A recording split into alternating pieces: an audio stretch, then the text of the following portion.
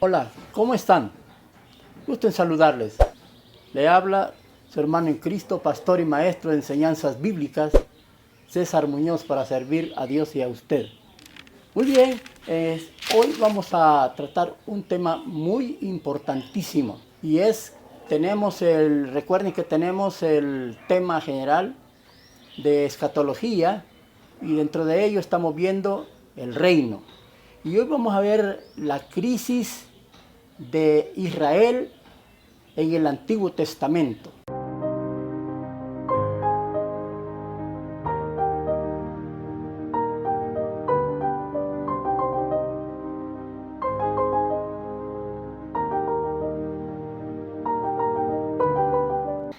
Muy bien, no se olvide de darle like y suscríbase, por favor, denle la campanita para que no se pierda ninguno de los videos que vamos a estar subiendo.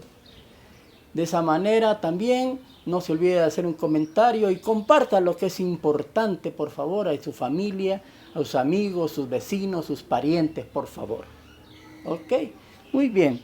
Vamos a leer ahora la lectura que nos corresponde.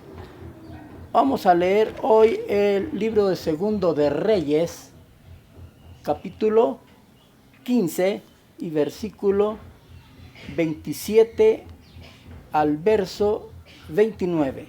Y dice así: En el año 52 de Azarías, rey de Judá, reinó Peca, hijo de Remalías, sobre Israel en Samaria, y reinó 20 años. E hizo lo malo ante los ojos de Jehová. No se apartó de los pecados de Jeroboam, hijo de Nabat, el que hizo pecar a Israel. En los días de Peca, rey de Israel, vino Tiglat-Pileser, rey de los asirios, y tomó a Gihón, Abel, Bet-Maaca, Janoa, Sedes, Azor, Galaad, Galilea y toda la tierra de Neftalí, y los llevó cautivos a Asiria.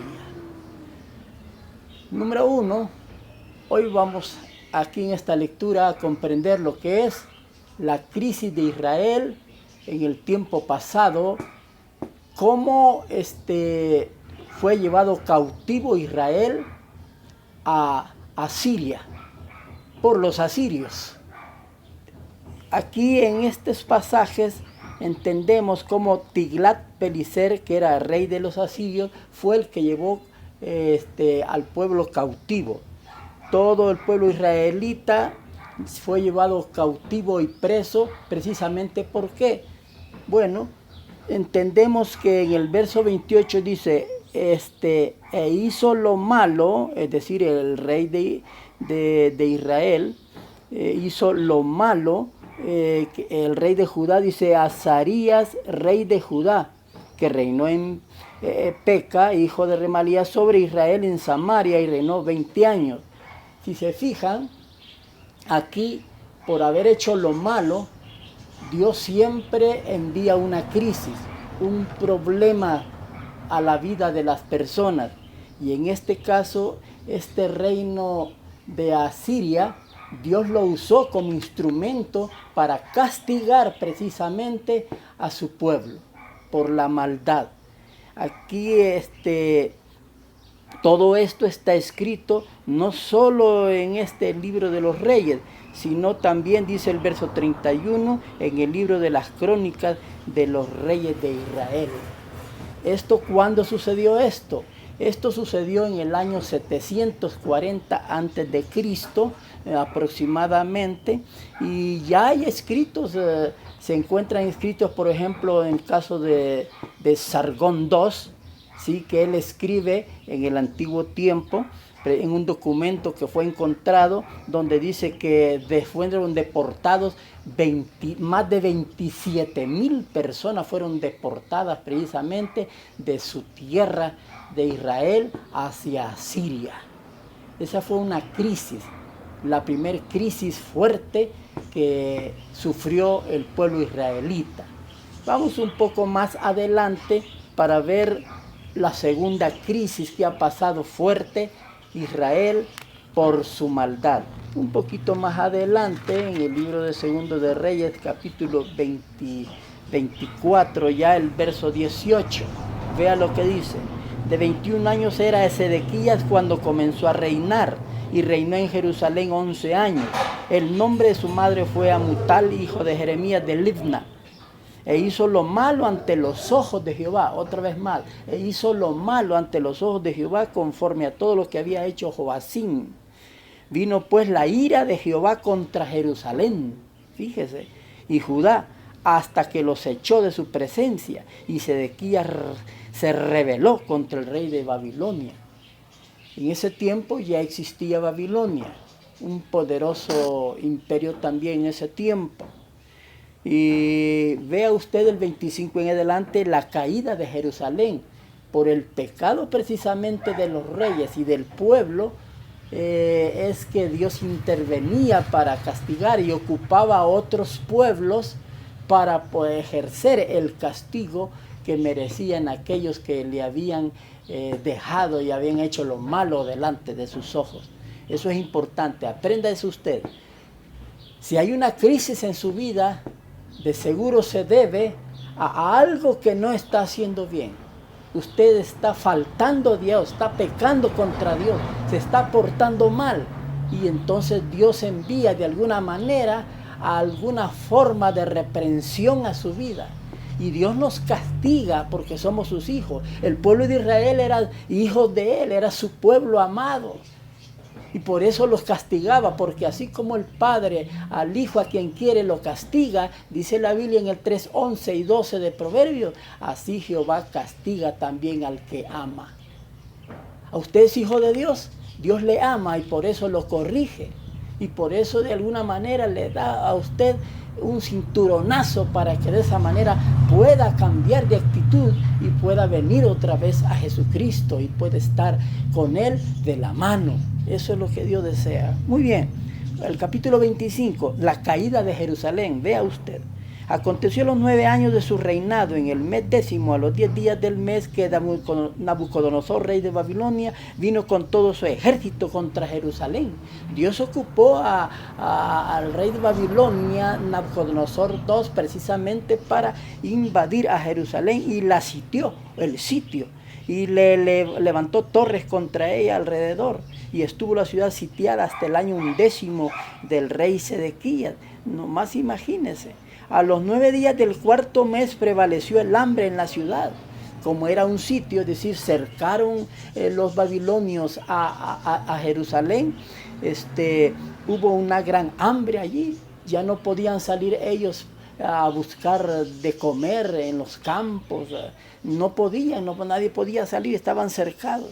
Hasta que no hubo pan para el pueblo en la tierra. En este pueblo, en el pueblo de Jerusalén. Abierta ya una brecha en el muro de la ciudad, huyeron de noche todos los hombres de guerra por el camino de la puerta que estaba entre dos muros.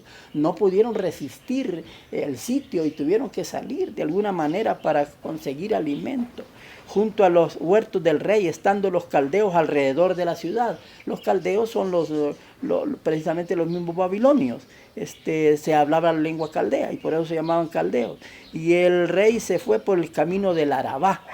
Y el ejército de los caldeos siguió al rey y lo apresó en los llanos de Jericó. Lo tomaron preso al rey, habiendo sido dispersado todo su ejército, el ejército de los de Jerusalén. Preso pues el rey, le trajeron al rey de Babilonia en Ribla y pronunciaron contra él sentencia. Degollaron a los hijos de Sedequías en presencia suya, y a Sedequías le sacaron los ojos y atado con cadenas lo llevaron a Babilonia.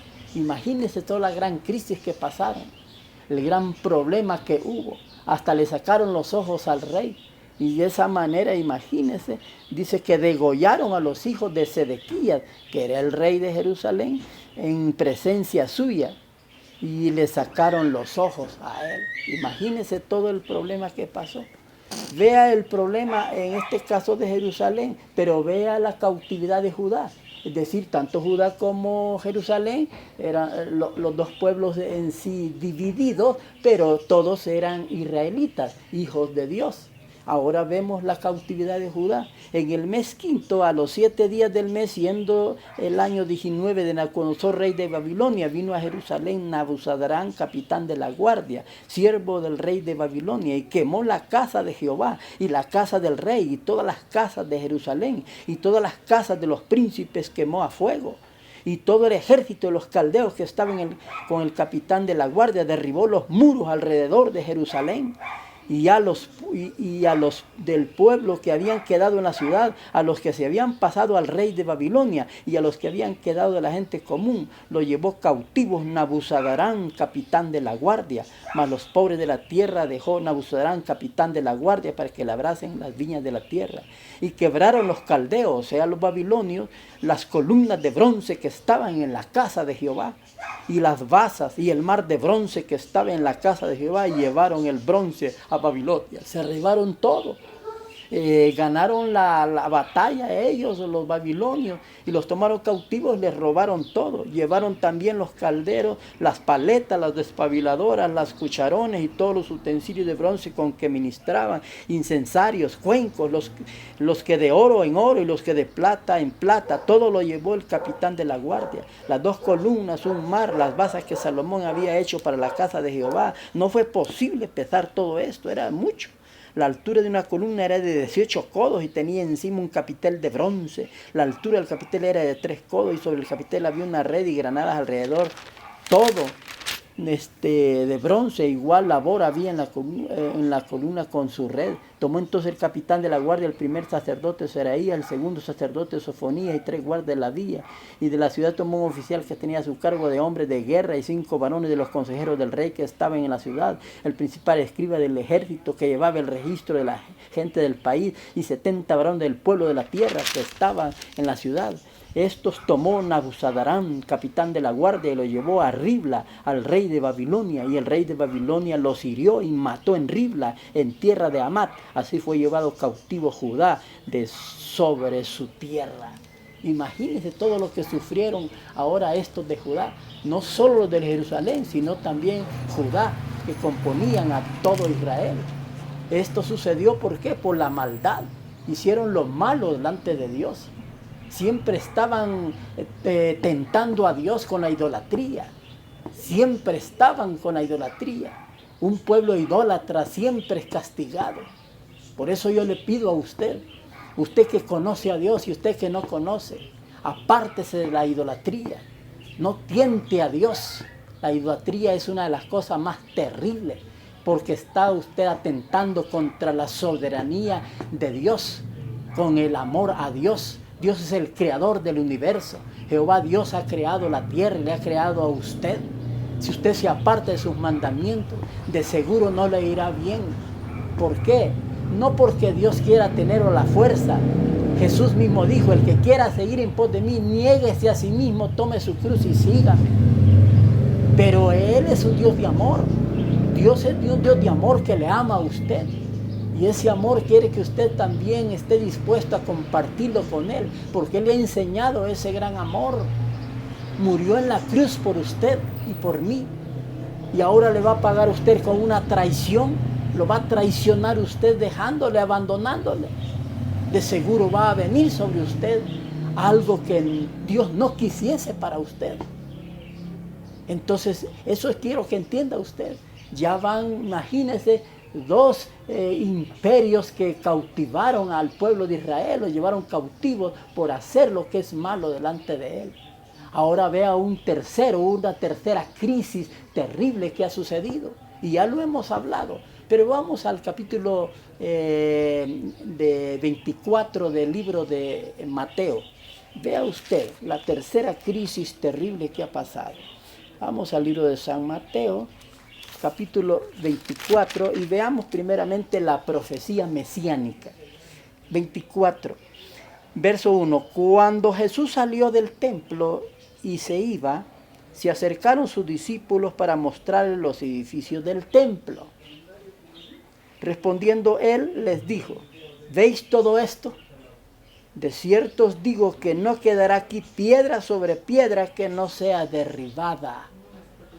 Esta es la profecía mesiánica que dio él aproximadamente a los 31 años que tenía él. Es decir, si en el año 30 o el año 29, en ese periodo, algunos consideran que nuestra era comienza 4 años antes del 0. Si es así, aproximadamente tendría el Mesías más o menos unos 29 años, 28, 27, 28 años tendría cuando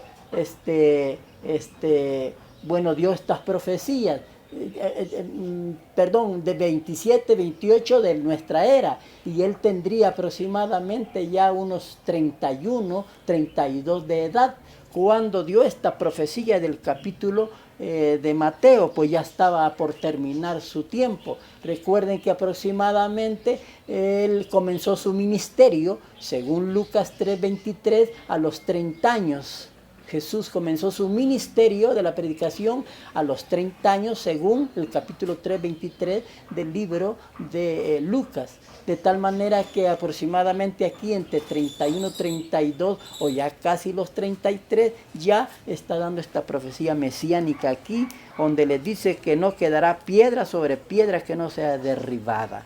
Muy bien, esto aproximadamente en el tiempo del rey Nerón. Nerón gobernaba en tiempos precisamente cuando sucedió ya la destrucción de Jerusalén, por supuesto. Esta es la profecía en el verso 2 que dio Jesús. Pero vean ustedes esta profecía cómo fue dada ya aproximadamente en el año 70. El cumplimiento del verso 2, del 24:2 de Mateo, se da en el año 70, aproximadamente unos 35, 37 años más adelante, después de la muerte de Cristo. Ok, muy bien. Y gobernaba el emperador Nerón en ese tiempo, y sus allegados de él eran Vespasiano y su hijo Tito, que eran sus manos derechas del emperador Nerón. Pero vamos a Lucas para entender lo que sucedió. Vamos a Lucas. Lucas capítulo 21 nos habla de ello. Capítulo 21, aquí está. Dice en el verso 5, Jesús predice la destrucción del templo. Una vez más vemos la profecía en el verso 5. Y a unos que hablaban de que el templo estaba adornado de hermosas piedras y ofrendas votivas, dijo: en cuanto a estas cosas que veis, días vendrán en que no quedará piedra sobre piedra que no sea destruida. Y empieza Jesús a hablarles precisamente de las señales antes del fin. Y voy a ir precisamente cuando les declara Jesús lo que va a suceder. Dice, pero verso 20, Lucas capítulo 21 verso 20, pero cuando viereis a Jerusalén rodeada de ejércitos, sabed entonces que su destrucción ha llegado. Cuando viereis, ese es un futuro, a futuro, y sabemos en la historia ya de que sucedió en el año 70. Para los que no desconocen, ustedes quizás nunca han leído un libro, les voy a dar un libro. Se llama precisamente, ese libro es por Flavio Josefo. Es un hombre escritor antiguo del tiempo de Cristo. Después de Cristo está él narrando en su libro La guerra de los judíos, la guerra de los judíos de Flavio Josefo. Usted puede adquirirlo, adquiéralo, allí le va a narrar todo lo que sucedió en el año 70 en la destrucción del Imperio Romano a Jerusalén, la ciudad del rey. Muy bien, leamos, pero cuando vieres a Jerusalén rodeada de ejércitos, sabed entonces que de su destrucción ha llegado.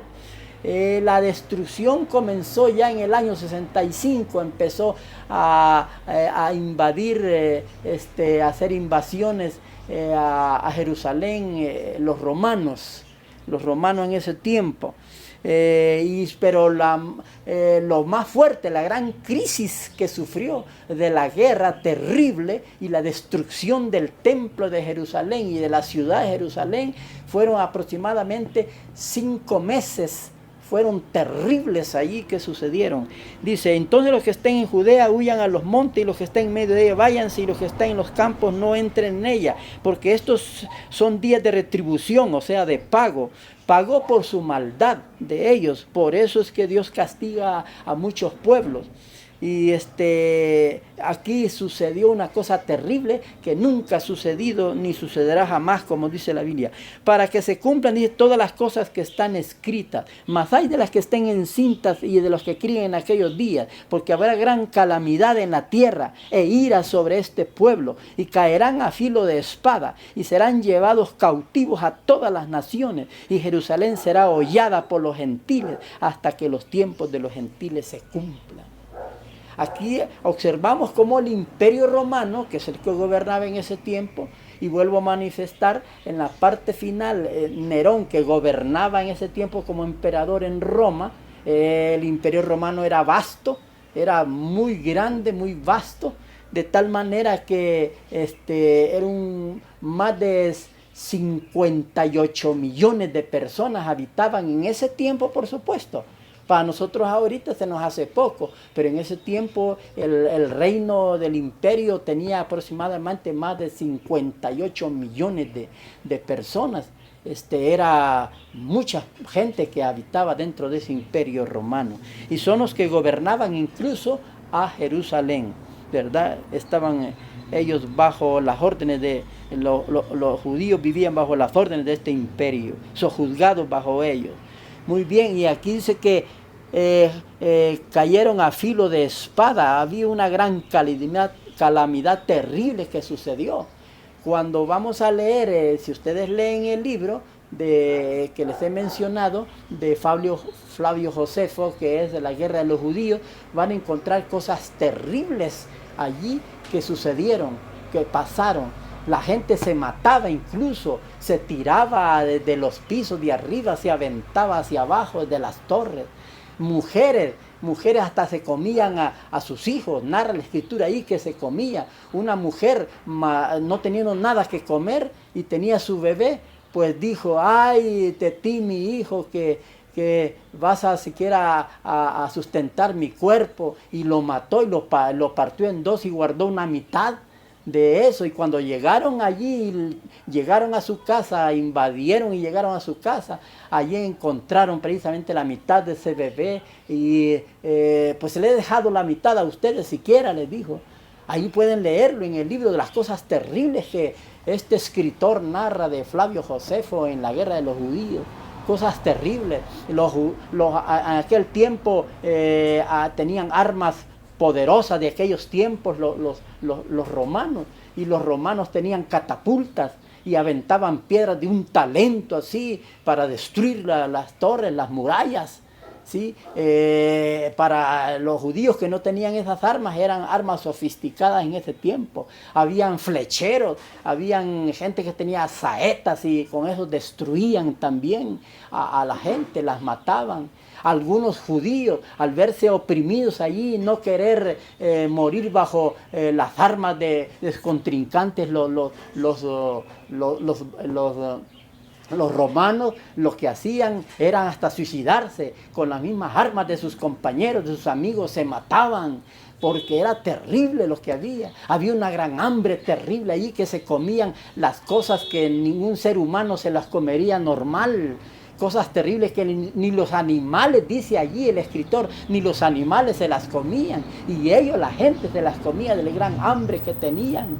Una hambre terrible que pasaron allí, imagínense. Así que había cosas sorprendentes y calamidades terribles que pasaron. Pero eso fue por causa de su pecado. Ya les habían hablado, Dios siempre les ha hablado a través de los profetas, a través de los escritos. Dios les ha hablado a la gente, pero la gente no entiende. Dios es tu creador y tienes que obedecerle, porque si no obedeces a Dios y ni a tu evangelio, precisamente habrá algo terrible al final que pasará. Algo terrible pasará al final. Solo calamidad viene a aquel que desobedece las leyes y los mandamientos de Dios, que no está bajo la gracia de Dios, que no está bajo la obediencia de Dios. Él es nuestro Padre, tenemos que servirle y seguirle a Él para que de esa manera no vengan esas crisis terribles a nuestra vida y Dios nos dé paz en nuestro corazón.